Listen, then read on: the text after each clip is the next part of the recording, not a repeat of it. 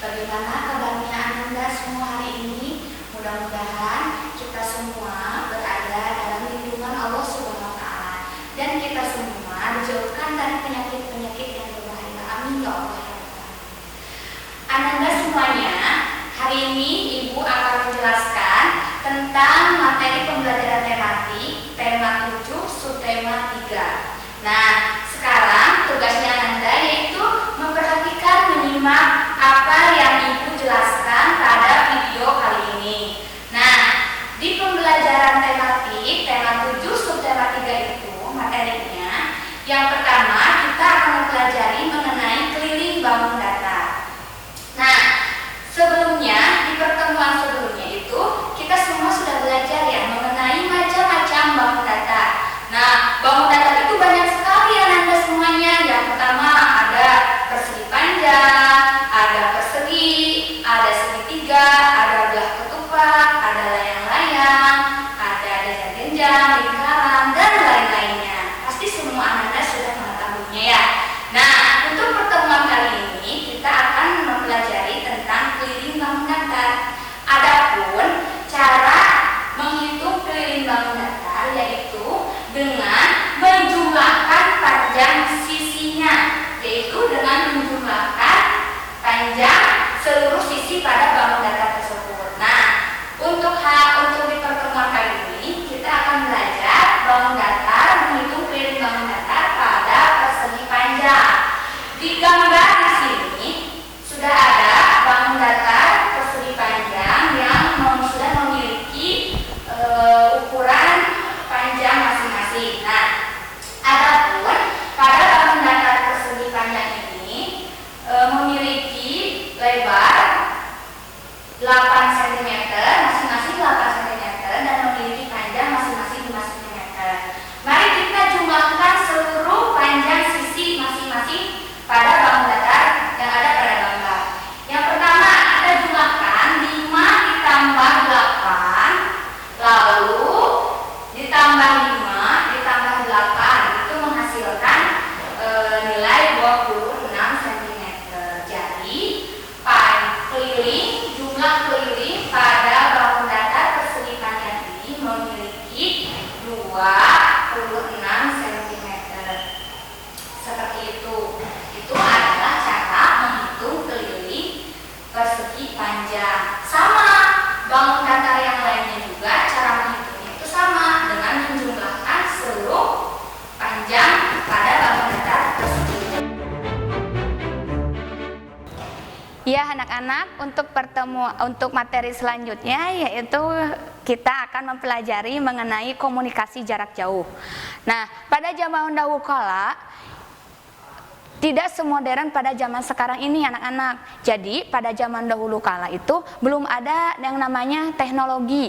Apalagi teknologi sekarang itu sudah canggih. Pada zaman dulu untuk menjalin komunikasi itu bisa melalui surat. Nah, apabila kalian ingin berkabar dengan saudara kalian itu tidak bisa kalau zaman dulu itu bisa telepon, karena pada zaman dulu itu belum ada yang namanya teknologi.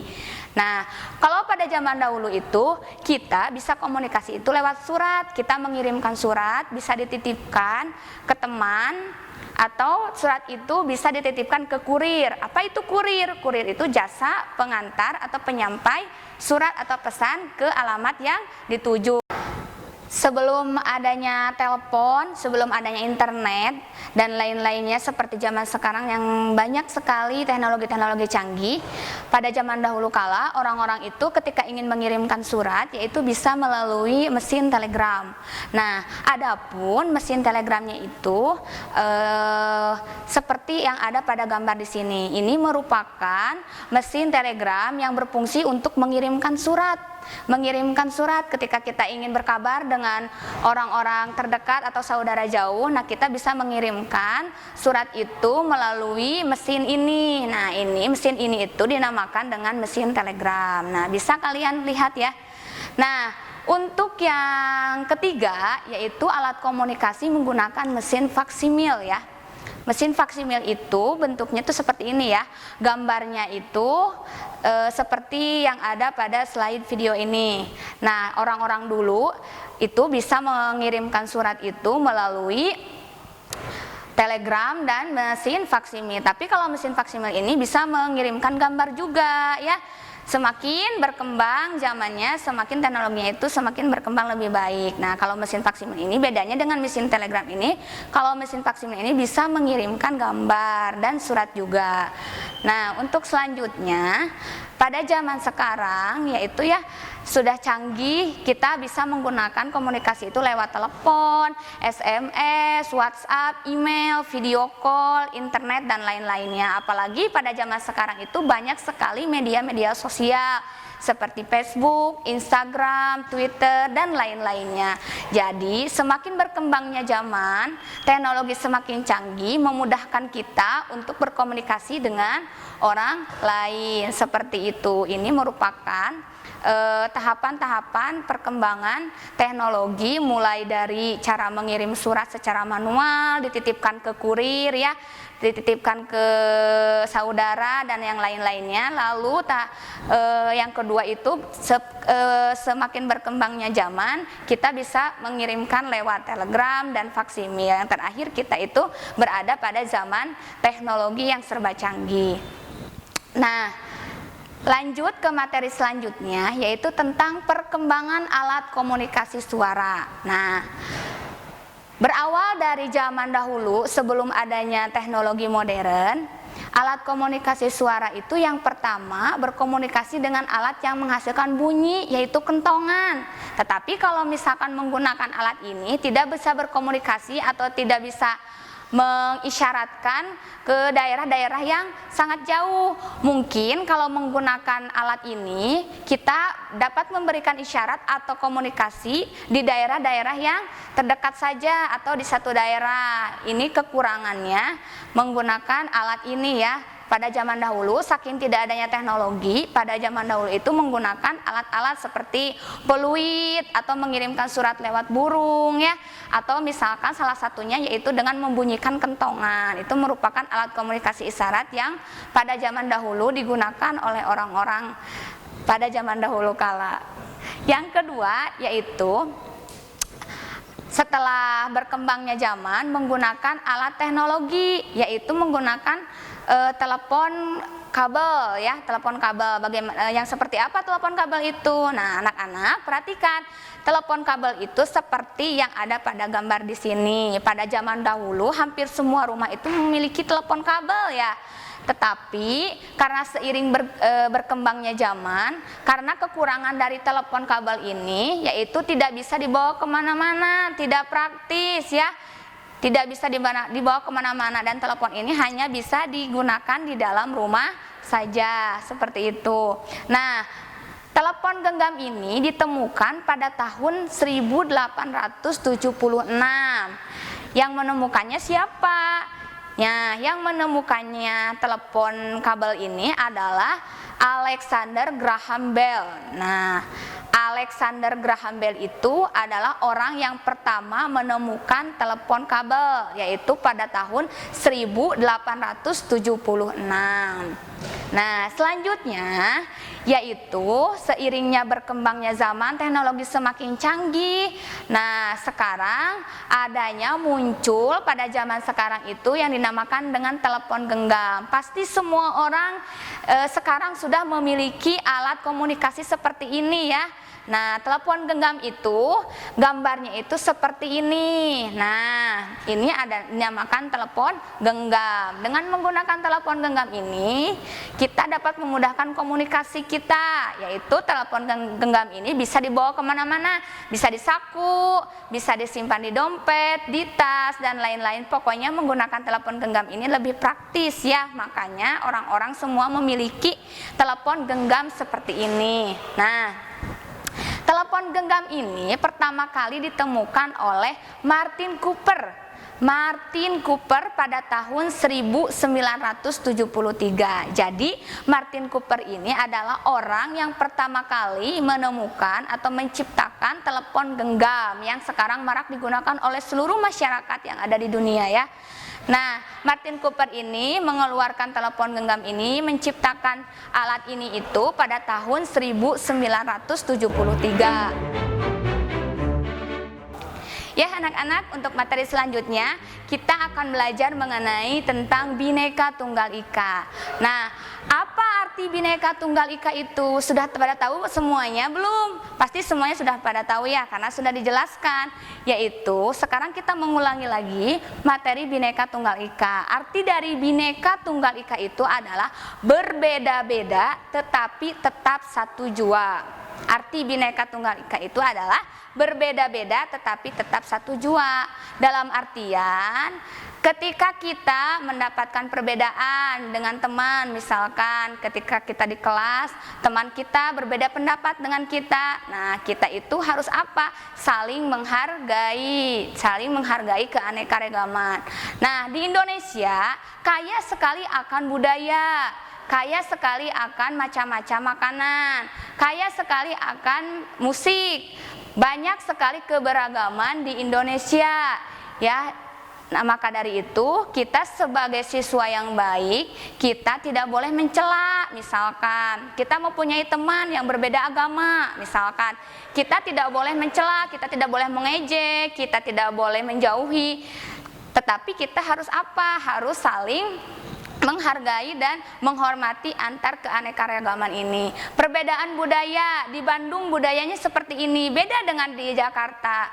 Di Jakarta budayanya Betawi, kalau Bandung Sunda. Nah, kita sebagai siswa yang baik, kita tidak boleh mencela budaya-budaya yang ada di daerah Betawi. Tetapi kita itu harus bagaimana? Harus saling menghargai keanekaragaman yang ada di Indonesia. Kalau kita sudah menghargai keanekaragaman tersebut, berarti kita sudah menanamkan nilai Bhinneka Tunggal Ika, yaitu menghargai segala macam keanekaragaman perbedaan yang ada di sekeliling kita. Selanjutnya, nah kita di pertemuan kali ini akan belajar mengenai karya dekoratif.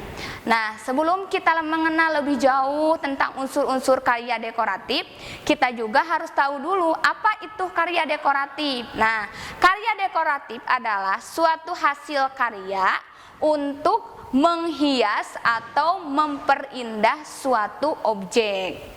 Ya, itu adalah pengertian dari karya dekoratif. Selanjutnya, setelah kita mengetahui tentang pengertian karya dekoratif, selanjutnya kita harus mengetahui mengenai unsur-unsur karya dekoratif. Apa aja unsur-unsur karya dekoratif itu?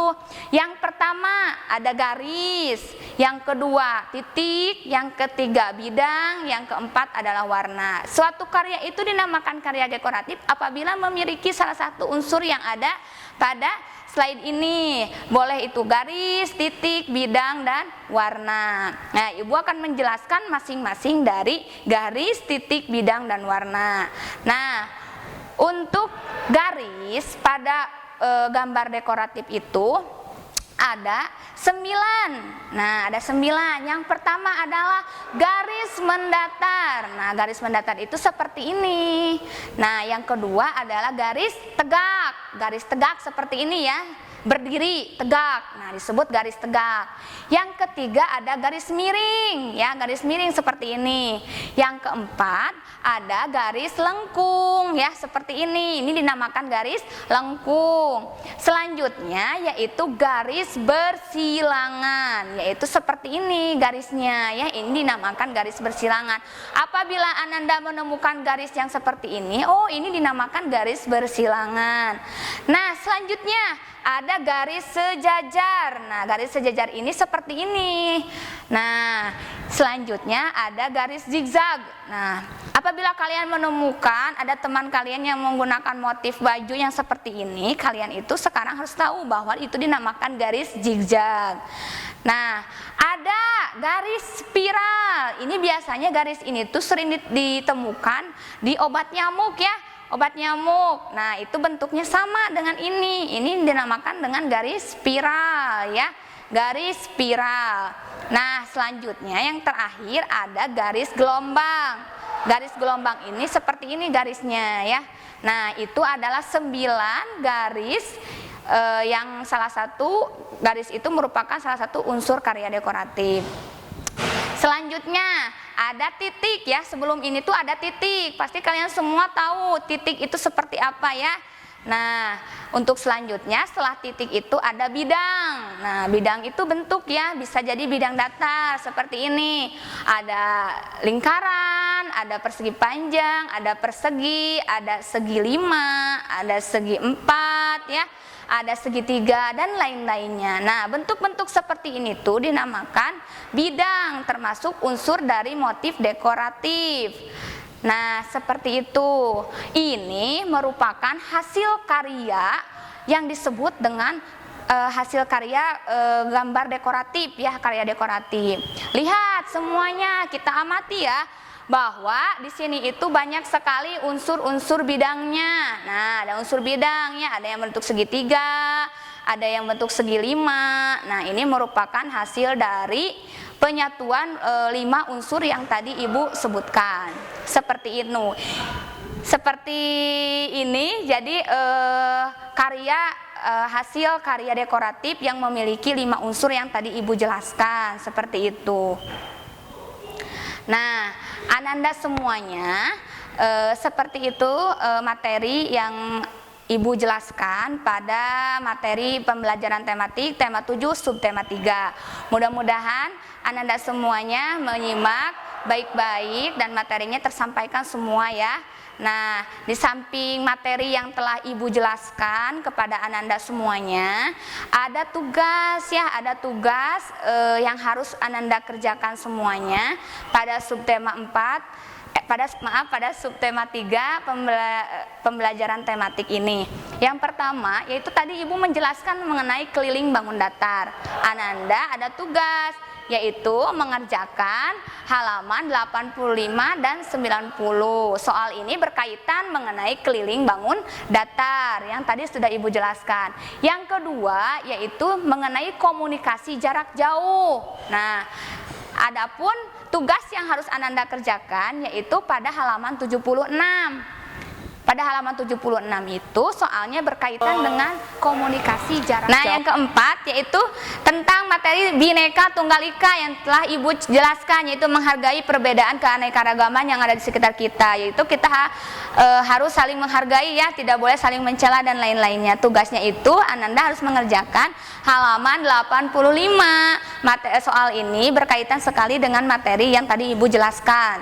Nah, yang terakhir yaitu Ananda setelah dijelaskan sama Ibu mengenai motif dekoratif, pengertian dan unsur-unsurnya, serta Ibu telah menjelaskan, menampilkan contoh karya motif dekoratif, Ananda ada tugas yaitu membuat karya dekoratif pada halaman 75.